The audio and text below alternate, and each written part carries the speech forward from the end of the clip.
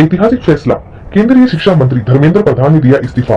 छात्र आंदोलन की सबसे बड़ी जीत। नई दिल्ली 25 जुलाई 2026।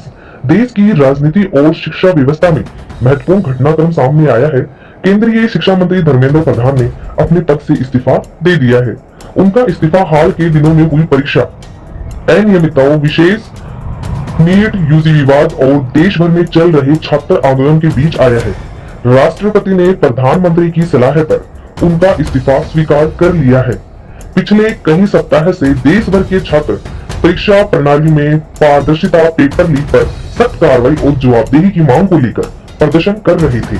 नई दिल्ली के जंतर मंतर सहित अन्य शहरों में आंदोलन हुए, जिनके बाद सरकार पर दबाव लगातार बढ़ता गया। अंततः धर्मेंद्र प्रधान ने कहा कि यह निर्णय उन्होंने देश के युवाओं के हित और शिक्षा व्यवस्था में विश्वास बनाए रखने के लिए लिया है। इस इस्तीफे में धर्मेंद्र प्रधान ने लिखा है कि युवाओं का भविष्य किसी भी राजनीतिक विवाद से ऊपर है और उन्होंने हमेशा छात्रों के हितों को सर्वोच्च प्राथमिकता दी है। उन्होंने प्रधानमंत्री का आभार व्यक्त करते हुए कहा है कि वह आगे भी देश की सेवा करते रहेंगे। राजनीतिक विशेषज्ञों का मानना है कि यह इस्तीफा हाल के वर्षों की सबसे महत्वपूर्ण राजनीतिक घटनाओं में से एक है। इसे छात्र आंदोलन के प्रभाव और लोकतांत्रिक जवाबदेही के एक बड़े उदाहरण के रूप में देखा जा रहा है। वहीं सरकार ने शिक्षा मंत्रालय का अतिरिक्त आभार केंद्रीय मंत्री प्रहलाद जोशी को सौंप दिया है।